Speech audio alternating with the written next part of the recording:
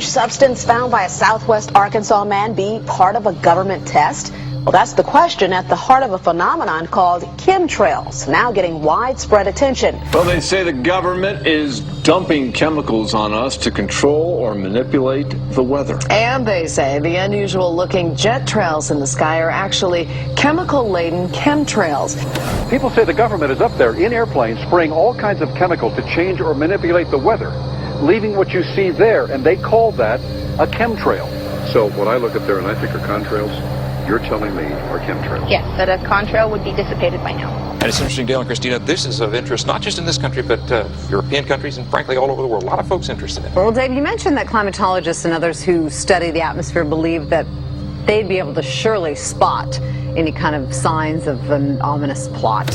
Our journey started in San Diego, California, where thousands of scientists, engineers, policymakers, and journalists gathered for the American Association for the Advancement of Science Conference. One of the topics was the artificial manipulation of the Earth's climate, also called Geo-Engineering. During the meeting, scientists spoke about the plausibility of implementing geoengineering campaigns throughout the world under the guise of preventing global warming. One widely accepted theory was to block the sun by spraying something into the atmosphere.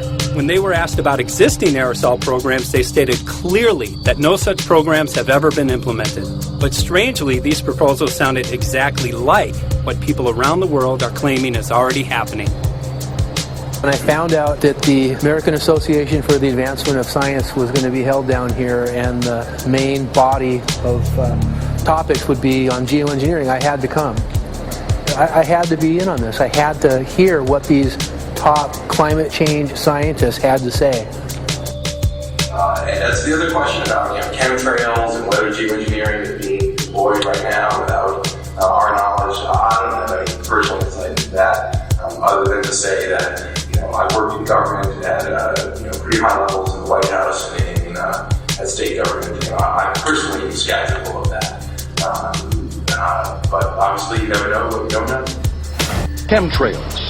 On the internet, they are cited as proof of the government creating clouds to combat global warming. They claim the American government, with the secret approval of the national government, is covertly using jet aircraft to spray population centres with aluminium, with barium, and with strontium so as to reduce people's immunity and reduce the global population.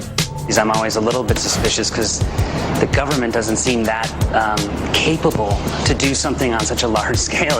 That is not rain, that is not snow. Believe it or not, military aircraft flying through the region is dropping chaff.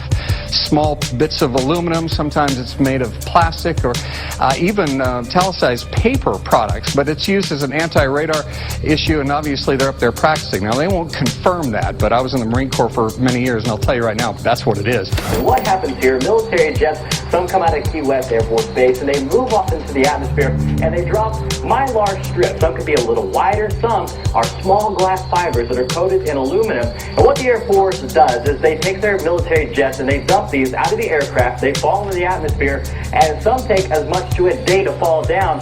This is inevitably military or something going on. The government, the Air Force, you see this kind of a pattern like this, you can rest assured there's something going on. They're actually little bitty magnetic and little bitty strips of, whether it's aluminum. Well, it's a nuisance to you and I to determine what's real and what's not, but it looks like it is a life-saving operation there for the military.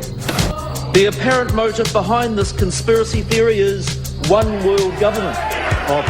Order, I cannot hear. Mr. Speaker, I want to assure the House that both my ministry and my colleague, the Minister of Health, who have received correspondence on this issue, that this conspiracy theory does not have an iota of truth, and that the trails observed from aircraft simply come from jet engines. Question number 9 of order.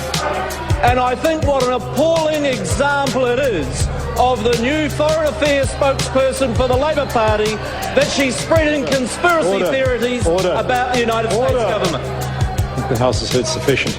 It is called geoengineering, fighting global warming by putting a chemical dust in the atmosphere and reflecting harmful radiation back into space. We take geoengineering to mean deliberate, large-scale intervention in the Earth's system. There are a variety of schemes that have been discussed for geoengineering. A classic example is injecting reflecting particles into Earth orbit. Nevertheless, there might be some good reasons to think about alumina. It turns out, first of all, there's been a lot of work on the environmental consequences of alumina in the stratosphere. The big deal really is that alumina has 4 times the volumetric rate of forcing for small particles as does sulfur. And that means you have 4 times less surface area for the same rate of forcing. And this is a much bigger deal. You have roughly 16 times less the coagulation rate, and that's the thing that really drives removal. So you could get away, we think, with much smaller mass fluxes. So that's why we see things like in the use aircraft patent from '89, they talk about aluminum. And that's why we're seeing in the surface water samples aluminum. And here's David Keith saying that aluminum has 4 times the reflective volume surface area. So they'd like us to think that we're talking about sulfur, but here they slipped up and let it out that aluminum is 4 times better to achieving their ends, and it sounds like it's going to be one they don't want us to know the effects of. The little picture is from a nanofabrication study, which shows you can make very high quality, and do this in just a jet in a very simple way, make high quality alumina particles just by spraying aluminum vapor out, which oxidizes. So it's certainly in principle possible to do that. There's a big literature that's already looked at that. And you could do that by either building new versions of these aircraft or even re-engineering existing aircraft. So there's some ideas of that.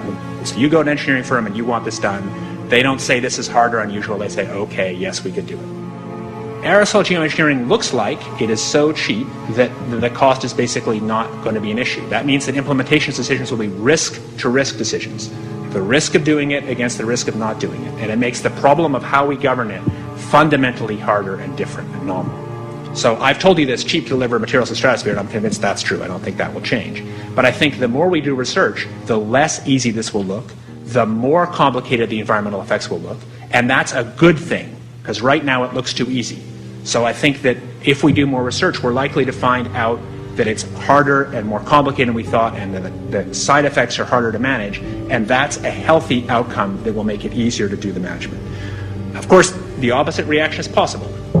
It's an empirical question how people will actually react to knowledge about this. Another reaction is to say, if these crazy scientists are so concerned about putting CO2 in the atmosphere, they want to think about these things, then that might actually mean we should be more serious about the risks of CO2 in the atmosphere. And by the way, it's not really a moral hazard. It's more like free riding on our grandkids. And by the way, it's not really a moral hazard. It's more like free riding on our grandkids. Numerous air quality studies, including from CARB, California Air Quality Resource Board, have named submicron-sized particulates as being particularly harmful for human respiration. Through all the discussions today, I have not heard any mention of this fallout, and has this been studied, and also the effects of a highly reactive metal like aluminum on toxifying soils and waters? The question is, what would be the effects of these materials on human health if they came down into the stratosphere, in particular small particles and aluminum? So the collaborators of mine working on the aerosol scheme are actually folks from Carnegie Mellon who focused on human health impacts. And while we haven't published it, that was the very first thing we did, was do the order of magnitude calculation in level pencil and paper, but with an expert on human health impacts about whether there could be an issue. And for aluminum or other particles, there are a lot of toxicological things that need to get looked at seriously. But if you're just thinking about the sheer number of particles and the human health impact of small particles, the answer is, well, we haven't published it. That was the first thing we looked at with some of the leading experts who do epidemiological research on human health impacts, and it's not even close to being an issue. To clarify, so 10 megatons of aluminum dumped into the atmosphere will have no human health impact. So let me be more careful here. We're to separate out the toxicological. So the alumina, we've only begun to research and published nothing. Alumina, we've only begun to research and published nothing.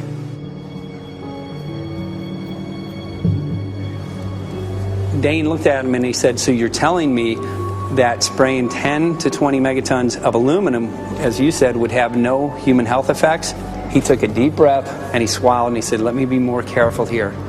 We haven't done anything serious on alumina, and so there could be something terrible that we'll find tomorrow we haven't looked at it. And that, for me, that was the whole main point of what is going to be coming out to the public. It's the damaging effects of aluminum that are being found around the world in massive amounts. Here's David Keith confronted on this very issue, and he looked, at that point like they just let the cat out of the bag. Mm-hmm. we haven't done anything serious on Illumina, and so there could be something terrible that we'll find tomorrow we haven't looked at. They're proceeding because they have an agenda that's separate from trying to thwart this crisis of global warming. You know, there's obviously several other objectives, whether it's depopulation, control, weapons aspects, communications aspects, all kinds of things, you know, wild cards that we know nothing about. We don't really know, and I'm not going to attempt to speculate on exactly what the agendas are, but we can see clearly the agendas are not benefiting mankind. You know, it's benefiting the agenda of the elite. And so I think the question is, how do you draw the line between some activity that is allowed and doesn't need global governance and activities that do require global governance? Dr. John Holdren has agreed to serve as Assistant to the President for Science and Technology and Director of the White House Office of Science and Technology Policy. I look forward to his wise counsel in the years ahead. My personal opinion is that we have to keep geoengineering on the table. We have to look at it very carefully because we might get desperate enough to want to use it.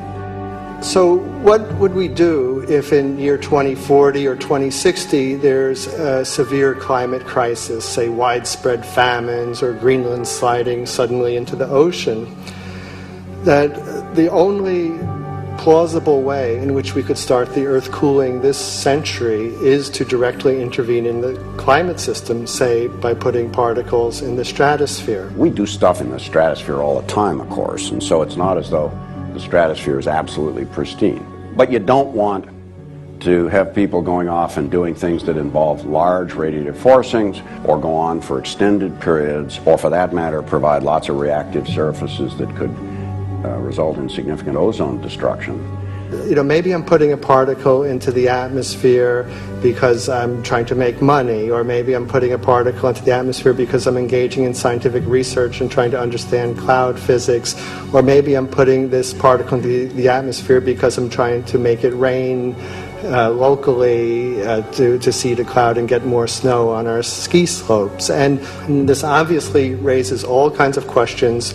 It's hugely risky. It will likely negatively impact some people, but we might find ourselves in a situation where those risks seem worth taking. One of the things that really shocked me was in one of the breakouts they had the benefits of these programs and then the risks. Now the benefits, the one thing that was stated was the just cooling the planet. You know, some of the risks were ozone depletion, droughts in Africa and Asia. I got to tell you, I came away from this experience after listening to these scientists for 4 days of symposiums, really concerned, because it's clear now that they are justifying, rationalizing, and looking to legitimize some really, really horrible impacts, further impacts on our environment. And they're basically formulating the sales strategy and the implementation and oversight strategy and the funding strategy. After San Diego, I was shocked by the programs that had been proposed. I decided to write about it. That night when I finished, I sent the article to an online publication with my email address attached. When I woke up the next morning, my inbox was flooded with responses from around the world. Why? Because I had just broken the story on aluminum in geoengineering models, which I had no clue at the time that very few people knew about. Now this metal, aluminum, is being found in massive quantities way above normal levels all over in rain, in soil, and in snow. After that, the calls started pouring in from people who were desperate for someone to investigate. That was the fuel that started the film. Before we started filming, we had the opportunity to sit down with one of our favorite authors and documentarians, G. Edward Griffin, to find out what he knew about the subject. I'd like to talk for a minute about an issue that's getting more and more attention. That's the issue which scientifically is called stratospheric aerosol geoengineering, also called the Chemtrail issue. I'm very aware of the Chemtrail versus Contrail controversy. As far as I'm concerned, it's an open and shut case. I have been watching the development of jet travel from its very beginning. I used to live near the Los Angeles airport. Remember when the first jets came in and landed, man, they made a big noise. We never heard a noise like that before. And we used to go down and sit at the end of the runway and watch these jets come in and take off because it was a novel experience. I've been watching jets all my life, and I know about jet contrails. I've watched them. They're vaporized moisture, ice crystals, and they get out there in the atmosphere, and then they effervesce and evaporate and then disappear, and you can see them. The plane moves along, and the little white trail follows right behind it, and usually about 10 or 20 lengths of the plane or thereabouts, and then it's gone. And you can still see them that way, by the way, once in a while. So there goes a contrail. These other things we're talking about are not at all the same phenomena at all. These planes go by, and they billow out this white smoke, and it covers the sky from horizon to horizon. It doesn't dissipate at all. And they crisscross each other. And you see this thing cover the sky and turn it milky, and then people start having trouble breathing, and then you hear stories about the aluminum and barium deposits that they're picking up and the residue. And you put it all together, and I don't see how anybody who's got their eyes open and their mind open can come to any other conclusion but that somebody is spending a lot of money and effort to spray the planet. The question is, why? I have my own theories, but I hope that there will be some good investigative reporters go out there and get us the answer. I know that whenever it's finally discovered, and it will be, the people who are doing it will undoubtedly say, oh, well, we did it for you folks. It's for the greater good of the greater number. It's for the society. It's probably to prevent global warming. Or maybe it's to inoculate people against some kind of a dreaded biological attack. We can't go around shooting everybody in the arm, but we can spray them and save their lives. You see how good we are? We're doing it for the benefit of society. I know they're going to, whatever it is, they're going to say it was for your good or mine. Think if we had the ability to steer hurricanes, and the hurricane was going to slam into New Orleans.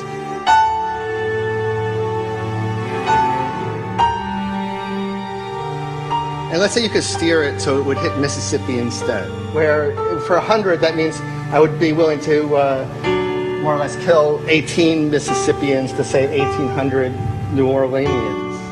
And if you do that knowingly, are you murdering those 100 people? And there's all kinds of equity issues there. Now, also, we might be wrong about our steering, and if we didn't do the research right, maybe our steering would intensify Katrina and even kill more people in New Orleans. And so this question of how do you develop the confidence to know that your intervention will reduce overall damage, and then how do you deal with the understanding that you might be damaging some people who wouldn't have been damaged before while saving people overall? The spraying appears to be mostly in NATO countries. I've seen it here in the United States, I've seen it in England, I've seen it in Scotland, I've seen it in Canada, and I've had reports from people who live in France. There's a grouping, there's a political grouping here of some sort. It's international in scope. It's not just an American phenomenon, it's international. And anybody that wants to investigate that, I think, has to take that fact into consideration. They're going to find a political grouping and a political motive here. But in my humble opinion, it's not in your good or mine at all. I don't know what it is, but we'll soon find out.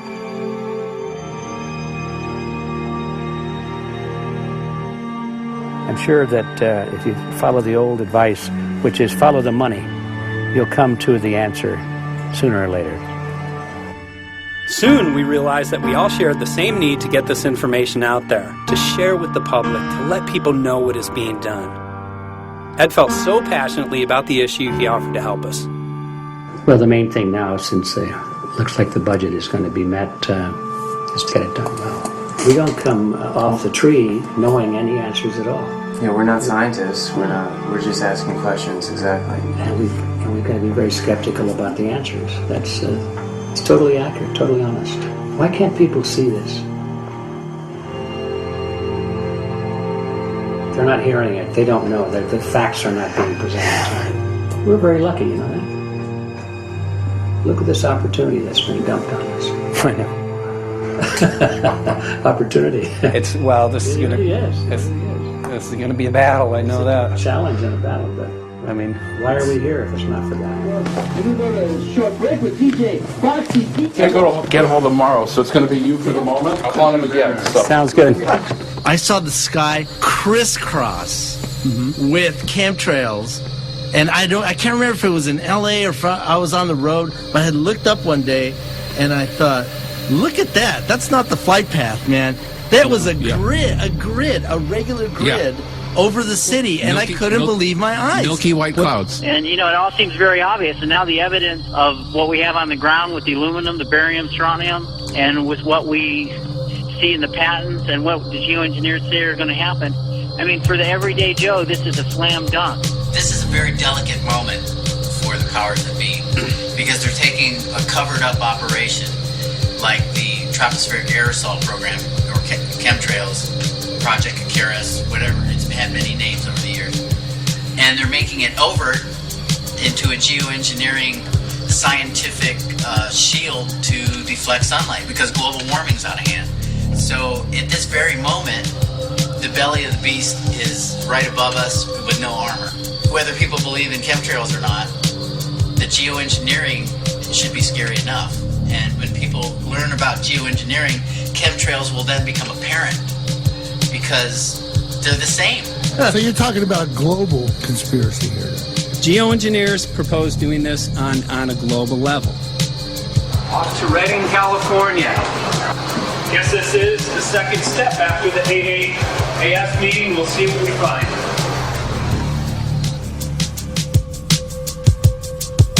Right here in Northern California at Dana Wigington's house. He owns over 2,000 acres overlooking Lake Shasta. He told me about some of the challenges that they're having up here. Let's go and talk to Dane. We'll see, what's going on his property. We'll see what he's going through, and also what action he's taking based on the test results that he has.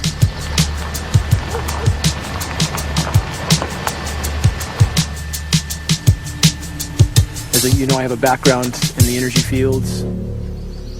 I worked in the first solar plants in the continental U.S. in the early 80s. My home was on the cover of the world's largest renewable energy magazine, so this is my background. My goal has been to alert the public there is a mountain of toxic material falling on us, period. Before about 5 years ago, our skies were typically blue, and now you see it's covered with lines and haze. And virtually nothing you see on the horizon, nothing you see in the sky above us is a natural cloud. I mean, it is virtually all the remnants of these aircraft lines that you see fanning out, spreading into clouds, artificial clouds. But the sky is a very dirty look to it. There's not the white cloud blue sky that we had only a few years ago, but it looks like there's some sort of massive industrial activity or forest fires burning over there. And we see that typically every night. You see, even down to ground level, the clarity drops off significantly, and we don't see that except for the days when we have these long, lingering trails that spread and cover the whole sky. And on certain days, you can see these trails actually dropping vertically like a veil.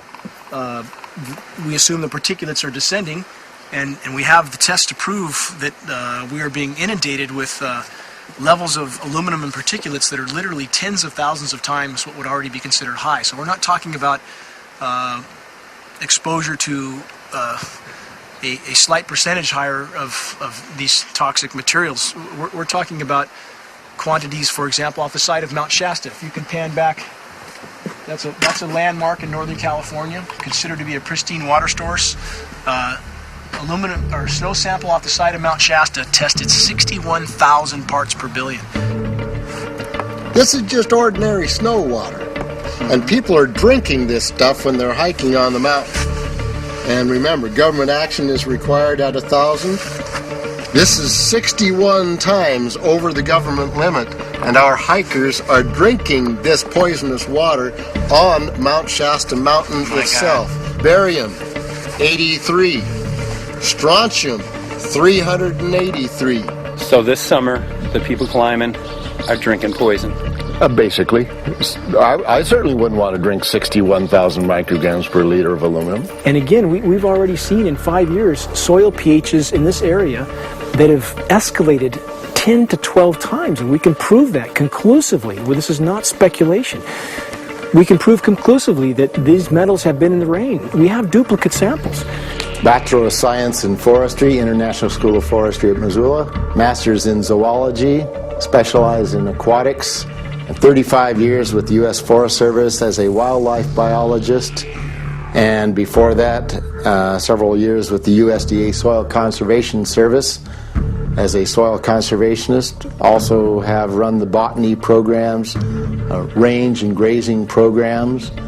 And I continue that today. Right now I do a lot of master gardener consultation work. When I started this garden back in about 2005 or so, the pH here was 5.5, 5.6. This is the old soil survey of the county. You can look at the page right here.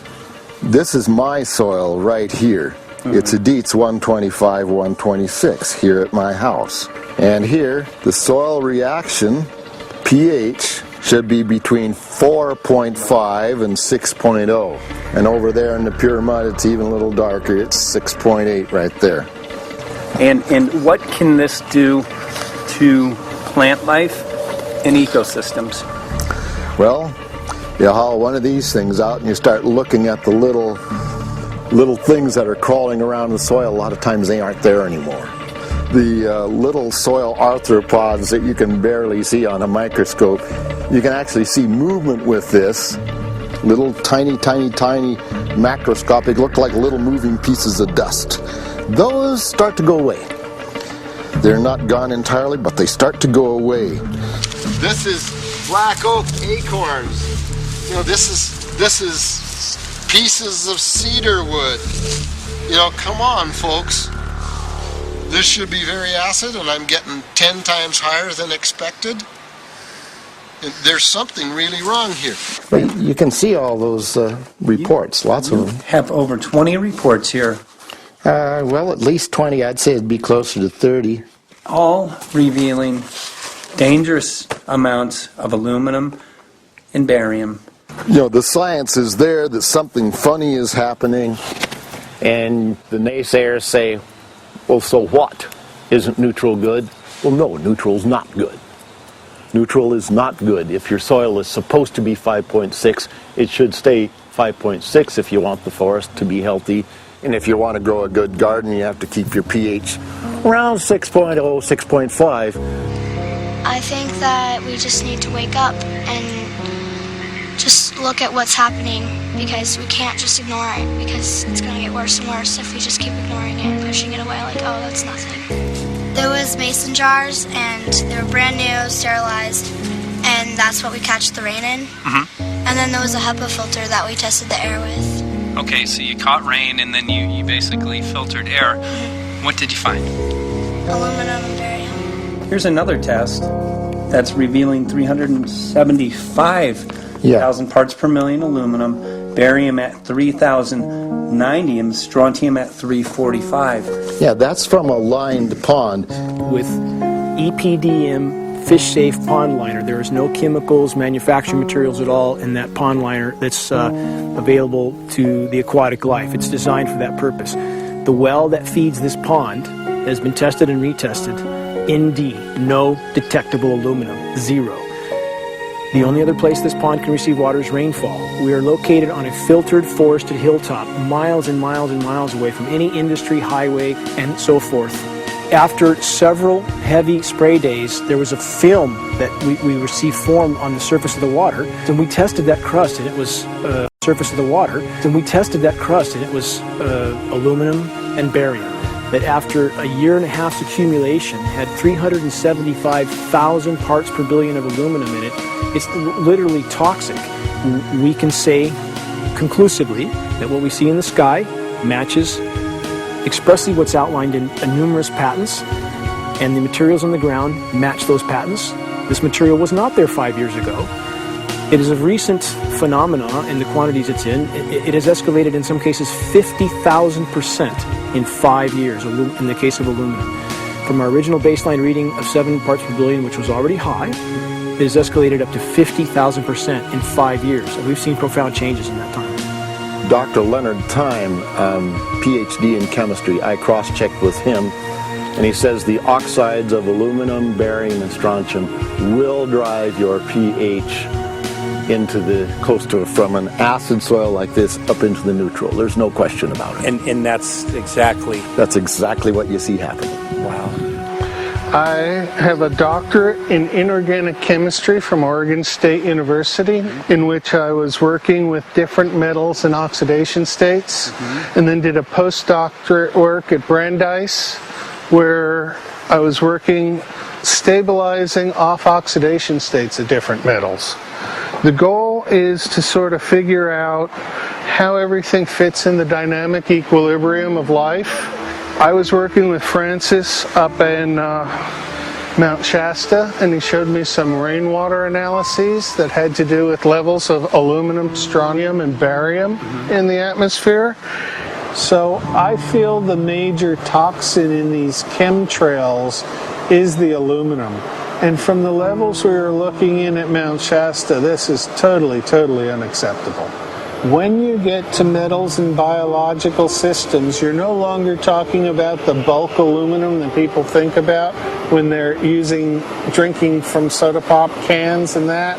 So once it gets to the aluminum oxide stage, it just forms a plaque within your arteries and shuts down life. When you take elements that normally aren't out in the environment and you start putting them in the environment, it raises some serious red flags.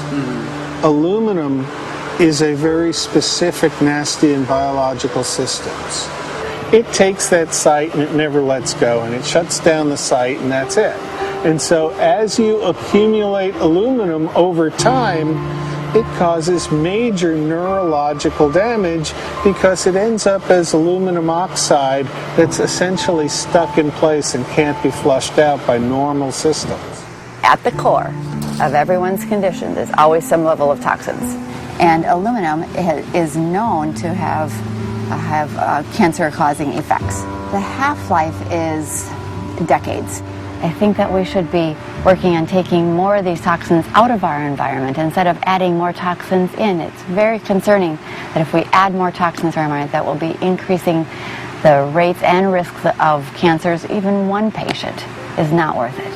So sad that they would consider putting aluminum in our environment to affect something when they could be causing so much more damage. Wherever the material is coming from, it is there. The amount of metal falling on us cannot be disputed. Absolutely, this is not speculation. The amount of metal in the last 4 years, as I said, have increased to a degree of thousands of times, and California Air Quality Resources Board has studied the aerosols from China. These metals are not amongst them. Mike, the reason I've chosen to focus so primarily on this issue is I feel all other issues are secondary.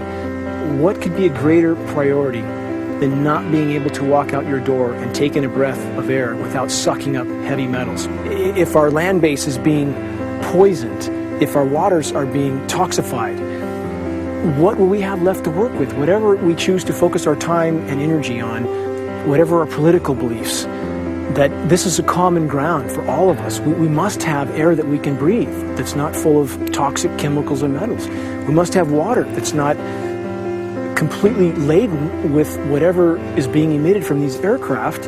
And if people stopped to consider that the atmosphere is as thin as a layer of paint on a basketball, it is an extremely thin layer that allows life to exist on this planet. To simply treat it as a physics lab and experiment with it until it is broken beyond repair is folly of unbelievable proportion. And if people understood that this sort of experimentation not only is going on, but has been going on for a very, very long time. Going back 50 years, there's been countless climate manipulation, weather modification programs that the vast majority of the public is completely unaware of.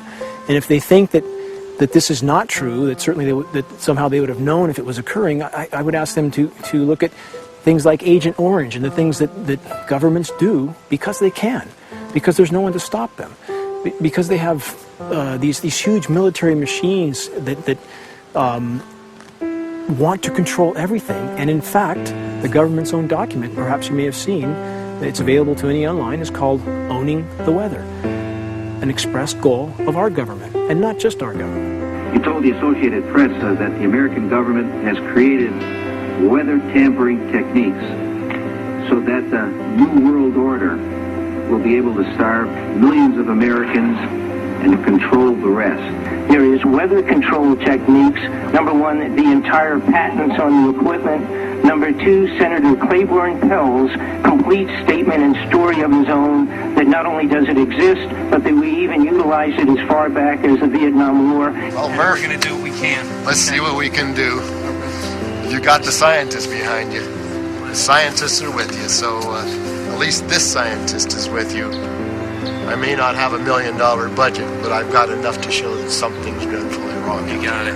All right. So Arizona will be this Monday, the 21st. Senator Johnson up in Show Low. So we're going to be in the car a long time.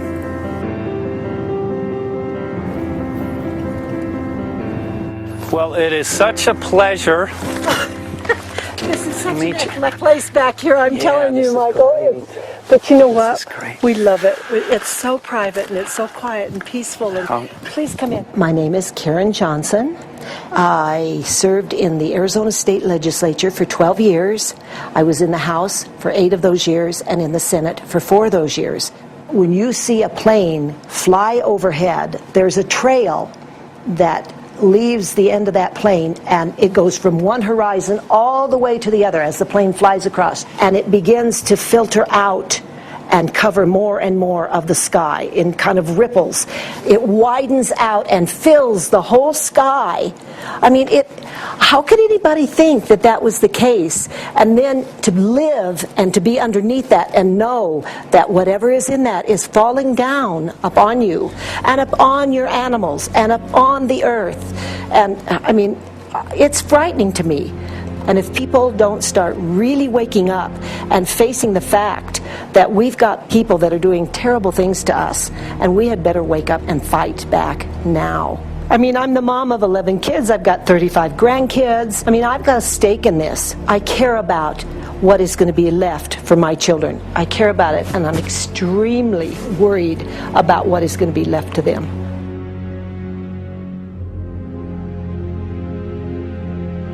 Aluminum is toxic, and we know that it's accumulative, and we know that we're getting more. So we're absorbing it in the air, we're drinking it in our water, so we are accumulating more. So the thought of more aluminum being dispersed in our environment in the way that you mentioned is very frightening to us and very disturbing to us. Those of us who have done any research on this are really quite concerned that we are ill-informed about this issue, and mostly that it's being done.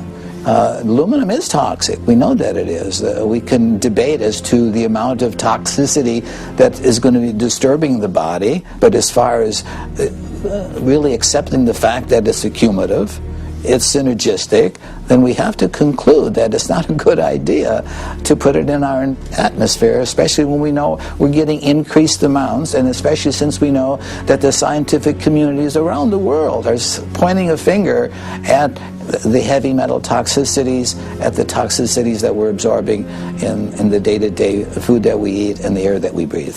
The concern is off the charts about why is this happening? Why is this being allowed to be sprayed continually all over the United States, all over the world? Who is paying for this? I mean, the incidence of Alzheimer's has just skyrocketed, which evidently has to do with an accumulation of aluminum in the brain cells. I mean, I think almost every family has been touched by a member as they get older having Alzheimer's. And it's a horrible disease. And to say that, well, this just came because people drank soda pop out of aluminum cans, you know, when my father passed away with Alzheimer's and he didn't ever drink soda pop, you know, that explanation doesn't ring true with me. And so I'm wondering, how much did this chemtrail spraying back in the Illinois area affect him? Aluminum and fine metal is an accelerant. Our friend who's a firefighter up in Pine, Arizona for 20 or 30 years says that the wildfires now that they're fighting are way beyond anything they've seen before in intensity. And when you look at the air samples and you see the fine particles of aluminum, which is very flammable, and magnesium settling on the trees, this is causing unprecedented savage wildfire. But if you look at this, you can see these are parts per million. They sent this to me, and I just found this to be extremely interesting because we should have like 2 parts per million of aluminum in our air. And this is saying that there's 39,000 parts of aluminum. That's astronomical. Barium is high. I mean, these are way off the charts of what people should be breathing or what's coming down on them. And, you know, if people wonder why their health is deteriorating, why they're having to go to emergency rooms, why they can't breathe, you know, why they're getting Alzheimer's, this has been planned. We have elites, I don't know what you want to call them, one worlders, Illuminati, I don't know, whatever you want to call them. But with these people that don't care about the average person. They only care about themselves, their greed, their power, and if they eliminate, you know, 2/3, 3/4 of us from the planet, so much for the better for them, because then they don't have so many people to have to herd around and worry about. So this is a lot what this is about, and this is very, very alarming and scary. I mean, where is this stuff coming from, and why? Why is this kind of stuff being put out there? You know, I've heard different explanations about, oh, we need to cool the planet, all this and that. But if people are up there trying to cool the planet, why do they need all this kind of stuff in it? The explanations just never have really rang very true. And as I'm setting up the equipment, she looked at me, she said, all these trees here are dying. And I said, what? She says, all these trees in here are dying. So I thought, well, I'm going to test for aluminum, because that's one of the key things in the programs that we're talking about, and titanium. And I took some of this bark sample and tested it, and it came back positive with aluminum and titanium. Then I started traveling around California, noticing the same thing. In Lake Tahoe, there was a lot of the same type of bark, all through Sacramento area and Davis. Just about everywhere I went, I was noticing this silver white bark. What I think is happening is these chemicals are getting down and destroying the roots. And then as they come up, they're going out into the bark. Those 2 right there are the ones that are just, it just hurts so bad to see these 2, because look how old and big they are. We probably lost 40 trees right here on our 10 acres. Every other weekend we'd see another tree that was beginning to die. And I mean, it's just so sad, we just cry. And to think that that might have something to do with it, along with their other explanations, would really, really frost me.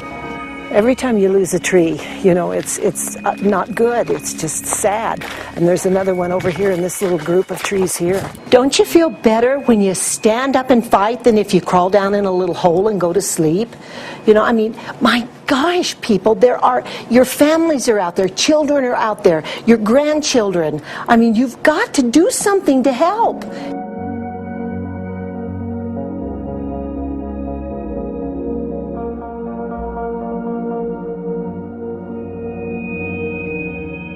My greatest hope is to get people to question, and hey, if they don't wake up while we're there, I'm hoping to plant some seeds.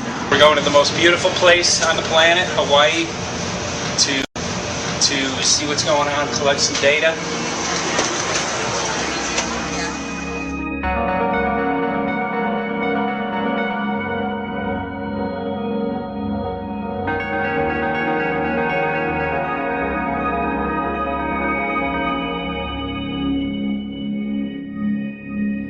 Thank you for having fun with us. Hope you enjoyed the trip. Have a great vacation and welcome home if you're lucky enough to live here. Thank you.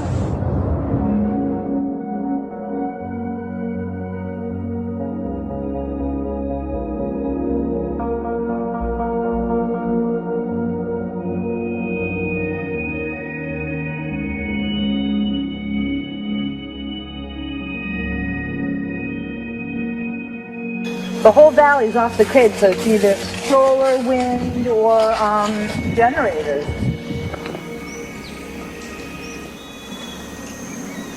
Look at this, man. Yeah, the mind can't even conceive of a dream of this. Right. Yeah, right. Even coming here, and one would never think, you know, in paradise that it's getting destroyed. And they're doing it island style. They do it off the island, right? They do it off the island, so they don't, you know, you don't see the chemtrail airplane. The theory is that they're spraying the ocean, offshore, and it's coming in on the... And it's coming in. Now these are coming from the west. They're also spraying on both sides today. A lot of this stuff is actually chemtrails coming this direction. There's material that's blocking. We should be able to see to the horizon, you know, where the Earth curves, because we're high enough and we have the ocean, right? So we should be able to see. We should be able to see the Big Island. It's only 30 miles away. And you can see it's not a blue sky behind it. That's the key. It's all, you know, has that kind of weird looking blue, like silver blue, I call it. And this is a nice day. You know, there's no more blue sky. The night we're gonna look at the stars at night, and it's like you'll see, you can count them. There's so few stars at night now. There should be hundreds of thousands of stars, and I can count the stars. There's like one here and one planet here. It's like you might see, some nights you'll see 100, some nights you'll see 10. This is what concerns me, this kind of stuff right here. It's just soft. Okay. This just comes right off, this bark. That's not natural. For I've seen hundreds of thousands of coconuts, and I've never seen it falling apart like that. Look at this, you guys. I've never seen anything like this. I used to trim trees all the time in the Big Island. I've never seen anything like that. That's why I'm concerned. Not an easy task that you have here on the island. I could see the skepticism because it is so far beyond anybody's reality. It's amazing. It's just amazing to try to look through somebody else's eyes. Like my eyes, I can see this, so it's like night and day. And other people are just, it's just the illusion is just so deep. What do you think would happen if everybody awakened to what was going on and what the plans were of geoengineers? I think they'd have a revolution in Hawaii if people really understood what was going on. What's your concern for? I know that you love the land here. What's your concern about the chemtrails?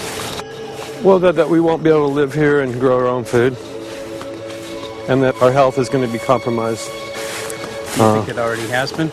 Yes. And the thing is that they're doing it every day here, every day. So it's hammering, micro doses every day. And then, of course, it's getting in the environment, and of course, it's weakening the plants. And it takes a couple years for this to actually weaken the plant. So we are asking for GMO taro. We're asking for GMO papaya because we can't grow our natural seeds. We can't be sustainable. We can't truly, you know, be here as God created us to be. So my friend convinced me to do a hair analysis on my daughter. So we went ahead and cut close to her scalp and got some really recently grown hair and sent it in. I was just sure that my daughter's hair was going to be so clean with the lifestyle that we live. And lo and behold, it came back and her levels were really high in aluminum. This is the chart here. This is the reference range, and this is where my daughter is. 23.1. Aluminum. The skies are covered with white mist, and I look up at night anymore and I don't see the deep, dense stars that I used to, and I can't help but think this obviously has something to do with my daughter's health. I don't know where else these heavy metals are coming from. Yeah, I mean, look how old she is. Yeah. She's been isolated here. Here, and she's... here. Anybody looking at the situation would be like, this is paradise. This child should be like superhuman. Organic foam. And here you are getting all this heavy metal stuff. And she has the highest level of aluminum on the chart. Never had a vaccine either. Folks, these people are playing God. They are playing God. They're manipulating the weather, and they're spraying stuff into the sky. They are trying to geoengineer everything, including your plants and trees and your ocean. Well, tonight, we're just hoping that instead of not looking at it, you start looking into it, because I really believe from the bottom of my heart that we are in a real crisis. I really do. They are proposing dumping 10 to 20 million tons of aluminum into the upper atmosphere. What does aluminum do? It changes the pH of soils, which is toxic to plant life. Also, it's very toxic to human health. Are they doing it? Well, let me tell you about my experience and what we found. We have much evidence that not only suggests, but I believe prove that they are happening. Jeff, what's going on? And as I promised, we're joined right now by a very special guest, Michael J. Murphy, currently on location in Hawaii. He's working on a documentary film called What in the World Are They Spraying? Michael, welcome to the program. Great to speak with you today.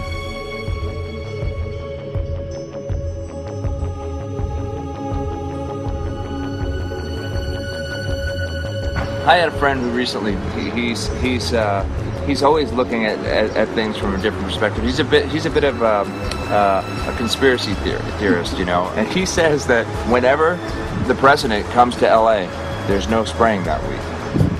Could you have a better place for an interview? I mean, look.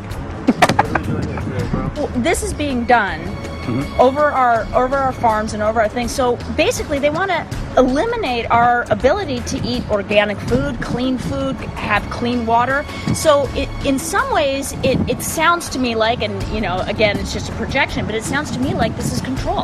How do we control the masses? Yeah. How can aluminum be good for you in any? And what was the second chemical you mentioned? It's barium. Barium aluminum. Obviously, those are toxic to everything. To human health. To human health, to farms, to animals, to everything.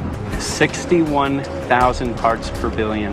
And there should be a government alert at 1,000? At 1,000, people are drinking this. People that climb the mountain, they're drinking that snow. It's poison. Oh my God, that's so disgusting. So that's 60,000 times above regulation. Exactly. 60,000 times above regulation. And I've talked to friends, and they're like, well, that's just ice. That's just condensation.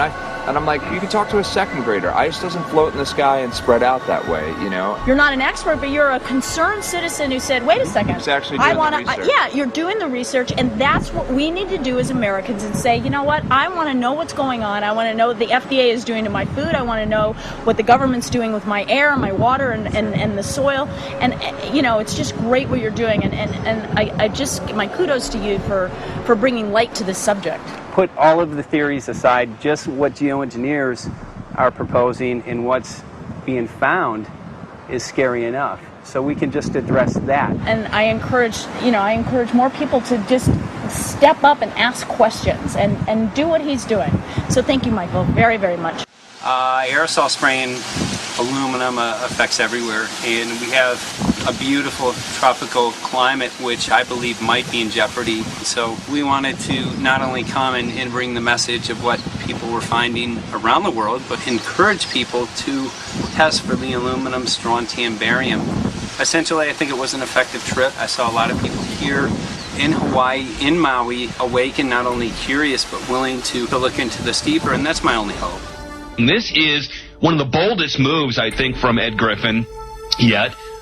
This is the taboo topic that nobody's supposed to talk about, and that is aerosol spraying. Now, we've got tons of documented proof of errant aerosol spraying. It just blows my mind that the whole essence of humanity has always been to look up into the sky and ask why. Though there are no limitation, there's endless space, an endless universe. Now, in the 21st century, we're not allowed to do that.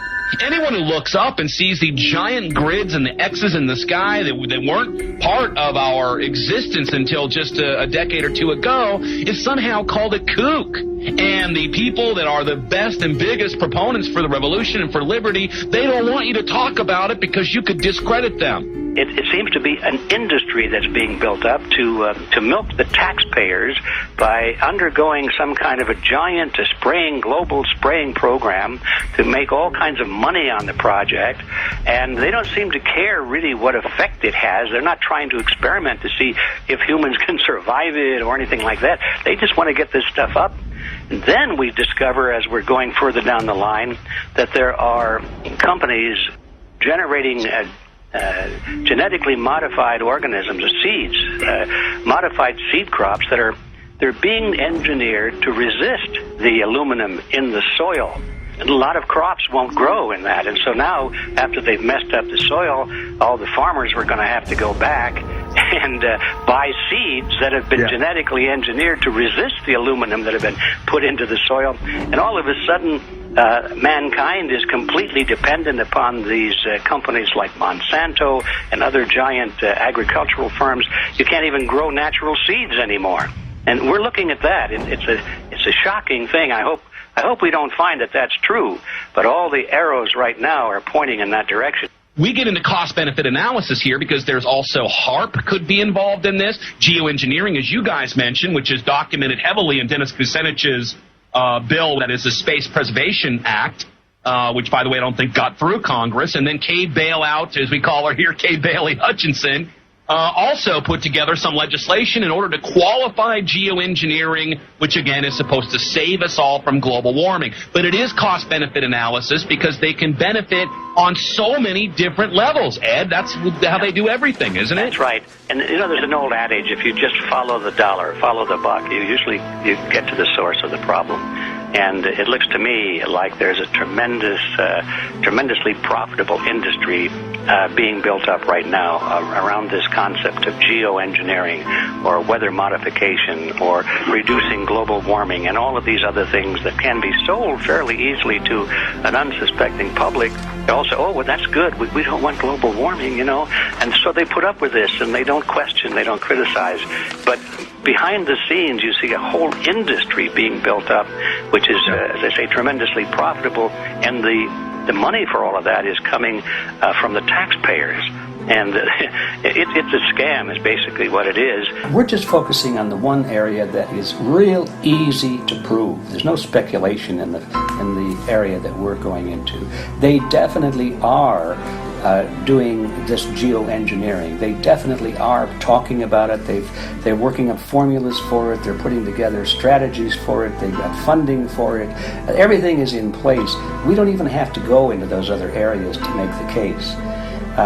Okay, let them believe that, but at least they must understand that there's no question that they're talking about it and planning to do it. And so shouldn't they be equally alarmed about what they're going to do if it can be shown that barium and aluminum and some of these other toxic metals are very destructive to the planet and destructive to human health? Isn't that enough? You know, how many issues do we need to crank into this? And so, you know, if you're going to kill the planet and kill the population, do we need any other reason to be alarmed? What in the world are they spraying? Thank God people are asking this question. That's all we want. We just want to be able to ask these questions. Our good friend G. Edward Griffin, all these years, Mike Murphy and Paul Wittenberg are doing this great effort with your help. This is a community effort to get people real information. What in the world are they spraying? Any final quick comments before we're out of time? And my only final thought is that we asked the question, what in the world are they spraying? And we now know what it is. And folks, you're not going to like it.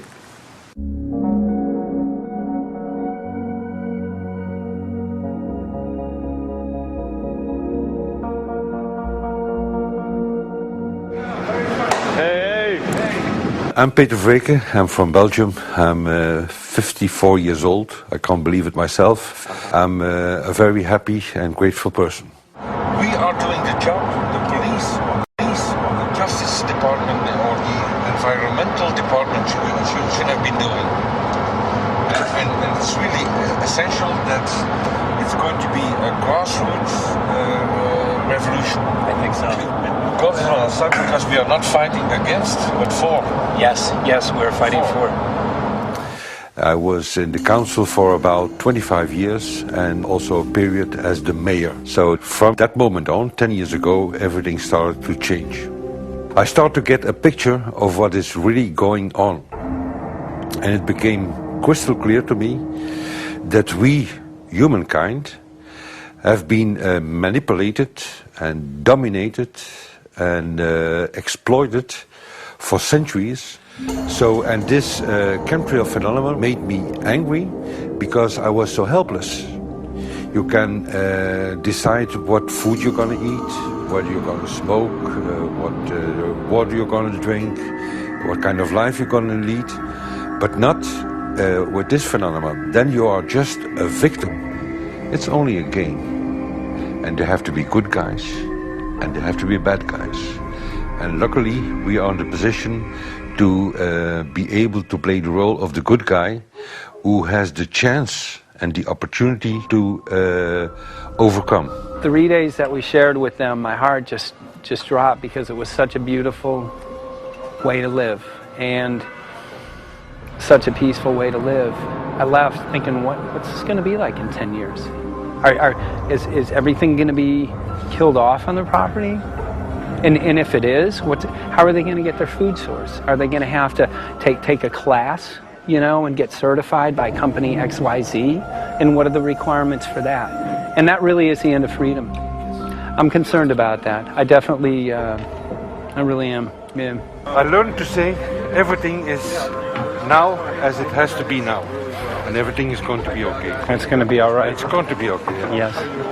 I have this deep feeling that in the end we will prevail because we have the right on our side. The cosmos is helping us. And I have this strong feeling that we are being supported by entities and by forces we can't even imagine.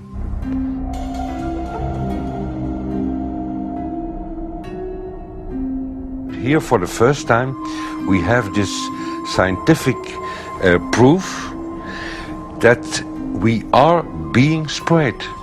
We are being spread, and it's incredible and it's hard to believe, but we are being spread. I think at this moment to stop is not an option. Once you know it and once you have a tool like this and an opportunity like this, that the issue of chemtrails or persistent jet contrails or whatever name you use for it, that this phenomenon is recognized as being real, publicly debated on. In the context of geoengineering, I think it's high noon to bring this to the public. This is what the sky is supposed to look like. These are old paintings. We forgot this, I'm afraid. In the years that I have been a medical research journalist, I have looked at many, many things, and I found the same three issues in whatever I'm looking at. And that is that we are being dumbed down, we are being made sicker, and we are being made infertile. Citizens gathered from around the world in Belgium for the first International Chemtrail Symposium. The event attracted leading professionals, politicians, and activists who discussed the health, environmental, and social implications of these programs. Today it's only going to be about facts, documents, figures, patents, licenses, everything that brings us to the truth. We have no other weapon against this vast complex than exposing and bringing the dark works in the light of the truth. We have the hope that by our efforts, more and more people will become aware of the fact that we are deceived by our leaders. So today, we, as a family, join forces with the people who publicly made known to the world that chemtrails are not a conspiracy theory, but a conspiracy fact. From the Technische Universiteit Delft in the Netherlands. Ladies and gentlemen, please welcome Koen Vermeeren.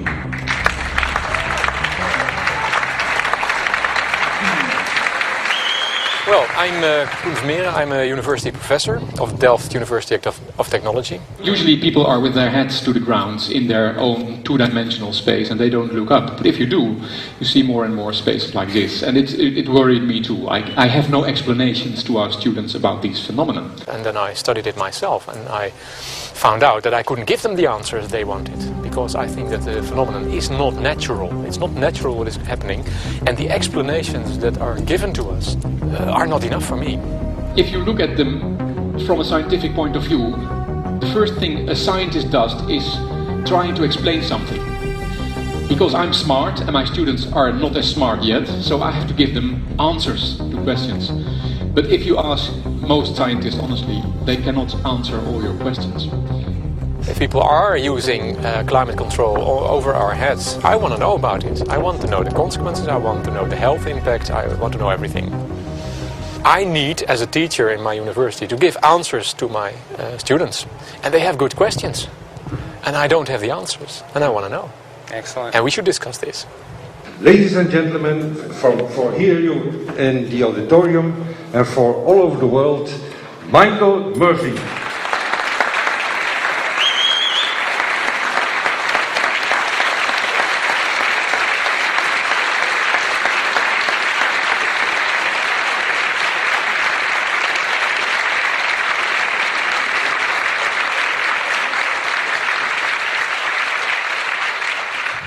Well, thank you very much. It's definitely an honor to be here in Belgium.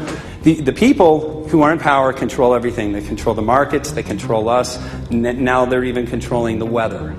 And they can use that for warfare applications. The one thing that they cannot control is what God had originally made, and that's natural organic seeds. This is called the Hegelian dialect. It's called problem, reaction, solution. The problem here is massive amounts of aluminum, things starting to die. The solution is company X that says, hey man, you're not getting yields on your crop. Everything's dying. But I got the solution. I got a seed that will grow in this environment. The only problem is now you have to start buying from me. We're a little concerned that maybe part of this agenda could be to kill off anything that's natural and organic and re-engineer it with aluminum-resistant GMO seeds. Many may know we just got back from a week of filming in Hawaii, and it was an incredible trip. A big concern for the people there is they're beginning to see softening of the coconut trees. But their concern is that these programs may again be part of a broader agenda to destroy anything that's natural and organic, so that the corporate redesigned GMO foods might be the only source of food for people. I didn't anticipate so many people, young and old, who are interested in this phenomenon and are concerned about it. And I especially liked the address that the young girl gave today.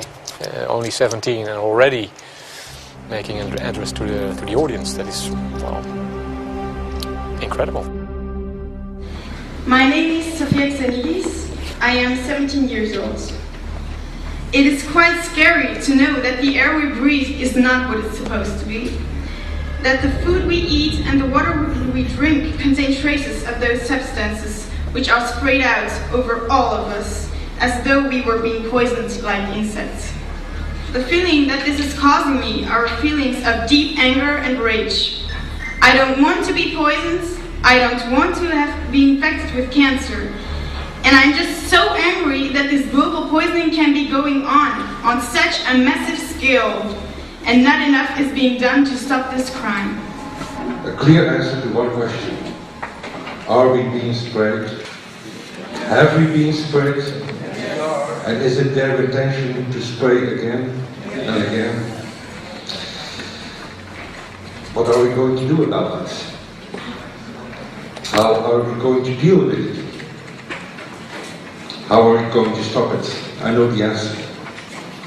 There is only one person who can stop it. And you know him. You are. You are the person, the one you have been waiting for. We are magnificent, beautiful, godlike, divine human beings. Ladies and gentlemen, sisters and brothers, in this auditorium and in the whole world, thank you so very much for being present with us. And for now, please enjoy this anthem.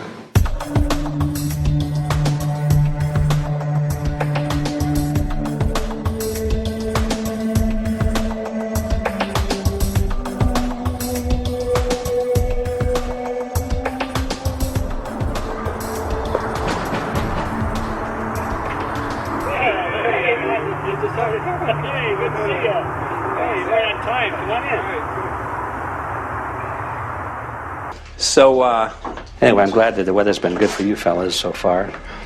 Just think if we were doing this in the wintertime, you might, if you're going to Washington, D.C., you might run into snow.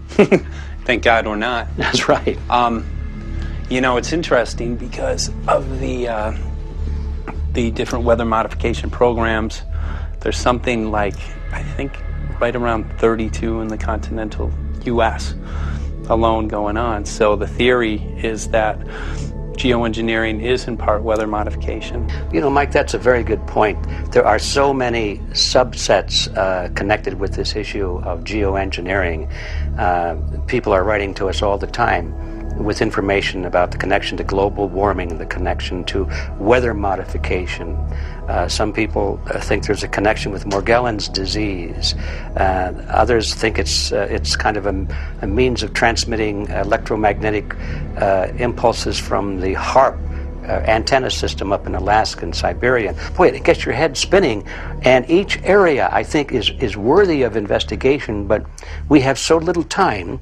I think it's wise for us to stay focused on just the aerospraying and the toxic effect of these chemicals and the destruction of the planet and the damage to human health. What more do you need than that to convince people that we have to put a stop to it? So to stay focused, I think, is our mission on this one.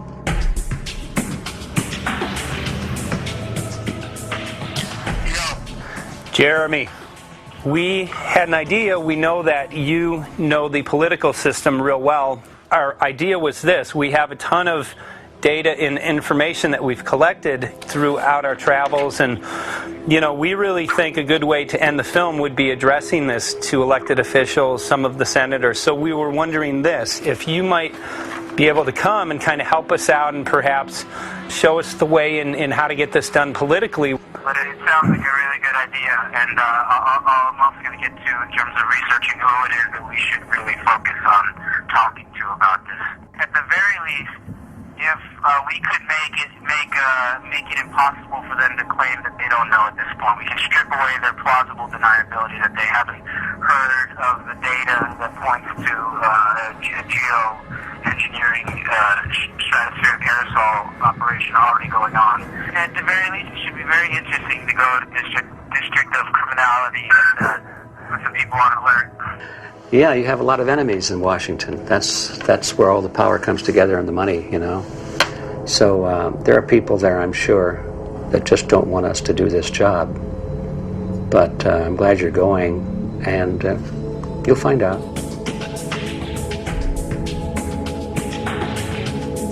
We took the data to Washington, D.C. There we presented our elected officials with the following letter.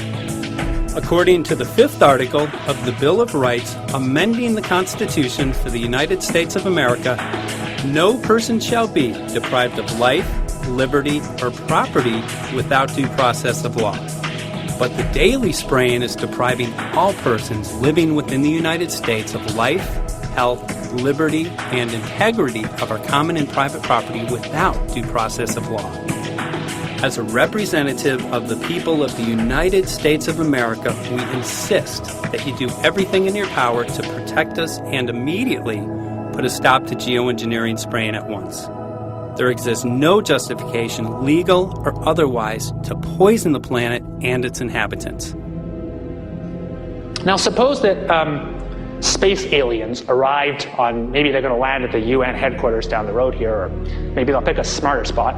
But suppose they arrive and they give you a box. Suppose they arrive and they give you a box, and the box has 2 knobs. One knob is the knob for controlling global temperature, maybe another knob is a knob for controlling CO2 concentrations. You might imagine that we would fight wars over that box, because we have no way to agree about where to set the knobs. We have no global governance. and different people will have different places they want it set. Solar engineering is like chemotherapy. No one wants it. But we all want the ability to do chemo and to understand its risks, should we find ourselves with dangerous cancer. How long does it last up there? The lifetimes are years. What, years? A couple years. And then it what, precipitates out, or Yeah, that's correct. no toxic side effects that we know of? The thing we always wonder about is the unknown unknown. Yeah. So if you're thinking about, say, the acidification, it's clear that's not a problem. There's several studies that showed that. Right. But of course the concern here is with so little research, there may be some unknown that comes out of left field that bites us. My name's Mike Murphy. I'm a filmmaker in from Los Angeles. We're covering an issue called Geo-Engineering. Okay, thanks guys. Senator, quick question about the issue of geoengineering. I'm afraid I don't know what you're talking about. And wondering if you were supportive of geoengineers' proposals of spraying 10 to 20 million tons of aluminum into the atmosphere. I should really get a briefing paper on it before I give an opinion. Oh, not a problem. Are you aware of the issue? Not completely. At all? Okay. Do you have a letter from constituents, and people have concerns? Yeah, We're making a documentary about the I don't know. You guys have credentials to be here? Yes, we do. We pass through security as well. Endowed by our creator. I think so. Please don't touch me. Please don't touch my property. You're lying. No, why? What did we lie? What did we lie about, sir? No, we're not. What are we lying about? Lying about what? It's a little unusual, huh? I haven't heard that. Okay. You're not aware of it? And it appears that these programs have already been deployed. You know, I haven't looked at that proposal, and so, why don't you let me review it? I can do that. Are you aware of? Actually, I'm going to go. Yeah. Let me go ahead and get that. I will take a look at this, and I will act accordingly. General, this program, this openly covert program of the aerosol spraying, stratospheric aerosol spraying, geoengineering, using tons of aluminum, spraying it up in the sky. I have no idea what you're talking about. Okay. Commonly called Chem-Trail, sir. When you were the head of NEMA, did you see the aerosol trails? Mike Murphy, filmmaker in Los Angeles. Hi, sir. And we're covering an issue called Geo-Engineering, and wanted to know if you're supportive of geoengineers' proposals.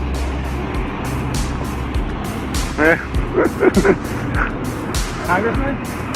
Hey, Congressman. I'm wondering if you're supportive of geoengineers' proposals, which is dumping 10 to 20 million tons of aluminum into the atmosphere. Pardon? Okay. Can you make an appointment to my office? I'm not supportive. I haven't looked at it so I don't. Have you heard of the issue? Because it's becoming mainstream in public, and there are actually congressional committees which are being formed to talk about these programs. Mm-hmm. Yeah. Well, I think when we drop anything into the atmosphere, we should know prior to the effect of that, right? Yes. And if we don't have the knowledge as to what the effect will be, we shouldn't do it. I think there are 4 different options for thinking about deployment of geoengineering. The first one would be we just ban it. I would argue that one does not want to get too firm a restriction in place on small-scale studies early on because it'll tie the science hands. I think what the science community ought to be trying to do is say, you do small-scale stuff inside this space, and it's a scientific question what that space ought to be. There shouldn't be a lot of oversight and restriction. Congressman? Excuse me. Hi, I'm Mike Murphy from Los Angeles, covering an issue called Geo-Engineering. These guys are running from the geoengineering issue. I wonder why. I'd have to talk to my staff. I don't know what your details on that are. Have anyone made you aware of the issue, or? Sir? Congressman, your committee talked about geoengineering last November. Are you in support of those proposals? I'd love to give you a paper. Geoengineering? You know nothing about the geoengineering issue? this? Never heard of it. They call it Geo-Engineering, but... yeah, I never heard of it. It's nothing I've ever heard anything about. I mean, when we looked up in the air today outside the DC, we saw this stuff going on. Quickly, have you heard of Geo-Engineering? No. The proposals to shoot 10 million tons of metals into the air. This committee, Science and Technology, covered it for the first time. No. No, I've never heard of it. So we were very concerned. How you doing? I'm fine. How are you? So what? We spoke with Congresswoman Watson's office, and her press secretary, Ms. White, was familiar with Representative Kucinich's Space Preservation Act, which mentioned chemtrails and the weaponization of the atmosphere in space, and then it was pressured to be taken off the bill. Did you see the aerosol spraying going on today over the Capitol? Congressman? Geo-engineering carries with it a tremendous range of uncertainties, ethical and political concerns, and the potential for catastrophic environmental side effects. He's not one to do interviews very often, so not unless we usually really pressure him into it. Okay. So don't, all that is, don't hold your breath. As chairman of the Committee of Jurisdiction, I feel a responsibility to begin a public dialogue and develop a record on geoengineering. We want to know if you're supportive of their measures by spraying 10 to 20 million tons of aluminum into the atmosphere? No, I think we need to have more research. Okay. And about the issue of current deployment, there's literally a mountain of evidence that many people believe proves the deployment of these programs. Any knowledge of that? No, there's certainly not a mountain of evidence. But I do support research into geoengineering, and I also support looking into the international governance of that. Okay. I hope anybody that has studied it knows, at least I think, that it's a radical proposal, and I hope we don't have to use it, but there may come that point in time where we do. Now, if we could provide you with the evidence that suggests that these programs are and have been ongoing, would you be willing to address this publicly? We've had about 3 or 4 hearings on it. We have addressed it publicly. Well, not about the proposals, but about the current deployment of these programs. Citizens. I don't support the current deployment. I think we need to have more research, and they have consequences that go beyond one nation, and so I think that there needs to be governance to that. Governance is not simply an issue of deployment, but governance before deployment in terms particularly of large-scale scientific fieldwork. I concede that on this subject and in general, it's not popular to talk about global rules. And when these people started talking about the need for UN Security Council oversight, a supranational environmental security enforcement with a strong mandate by the UN, it really was clear that they're looking for a global power behind the manipulation of the environment. But I do think it needs to be sort of an international kind of treaty that does tie and bind all nations into a common fate. It is a common fate. And unfortunately, it's not just big governments that could do this. It is small governments. It is billionaires probably could figure out, I'm going to save the world all by myself, and I won't bother to mention it. How do we decide when there's a planetary emergency?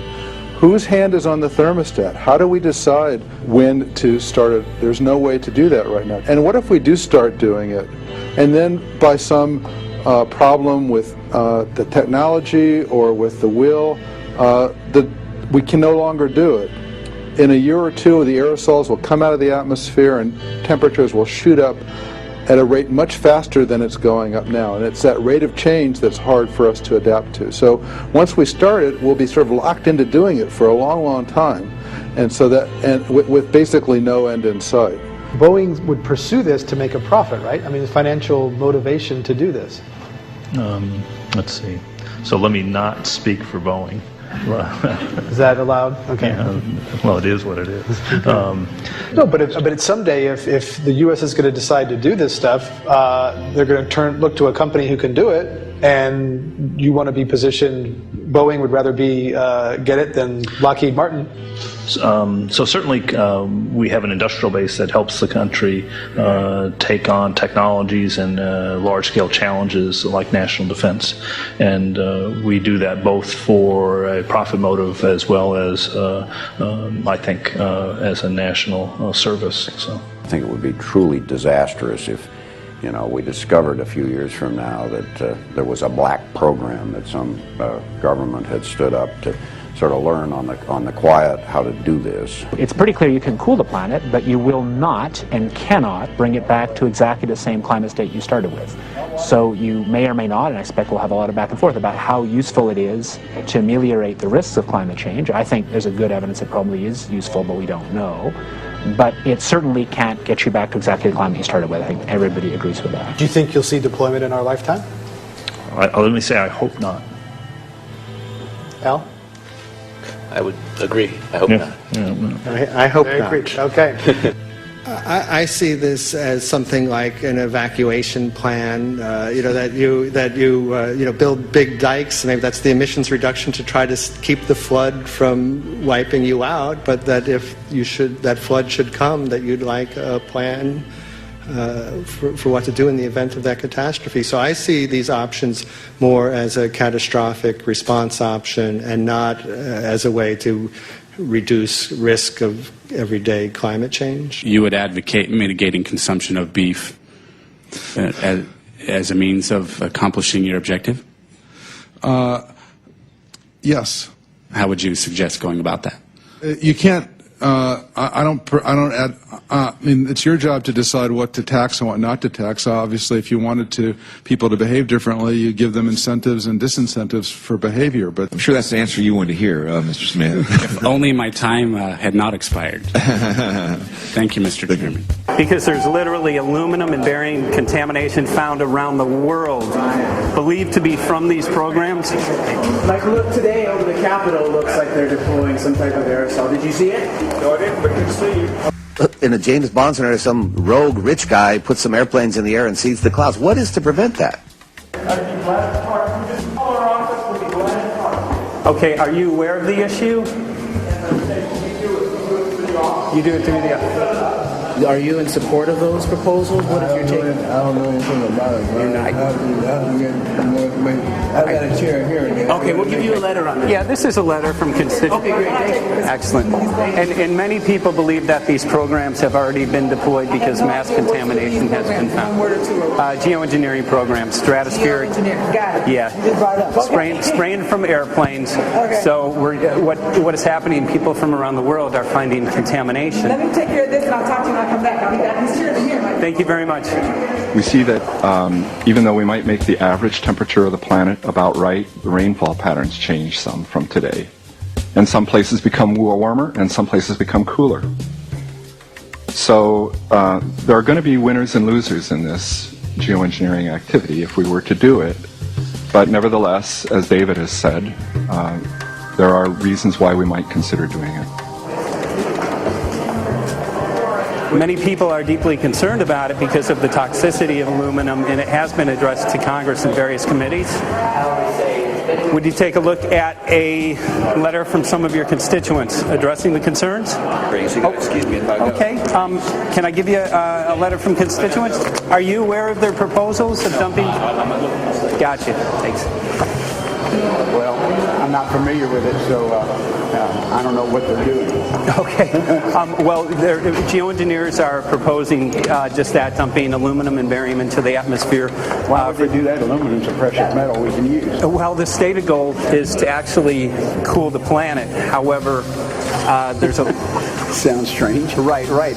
Exactly. So they're proposing dumping these metals into the air to block the sun, essentially. We're here to just find out what members of Congress are. I hope we would have a strong hearing on that before we decide to do it. I would hope so. And there's plenty of evidence that not only suggests that these programs have been deployed, because we're finding contamination of aluminum and barium on the rain, snow, and soil. Okay, thank you. Thank you. LA County has seen a 200% increase of Alzheimer's over the last decade. Tons of ground and water samples showing high levels of aluminum all around our state. Why don't you give me all the information you have? I have some very good people I will assign it to. And if you get it to Mr. Lavelle, He's got my card and send me an email. Lavelle.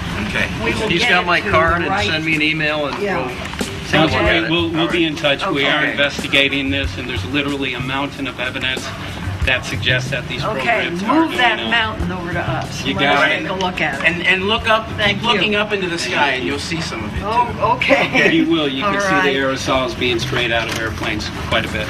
Okay. So thank you. Yeah, the future of humanity is definitely dependent on it. So we're counting on people like yourself to take some proactive steps. So thank you very much, guys. You're very welcome. Appreciate Thank it. you. Thank you. Right.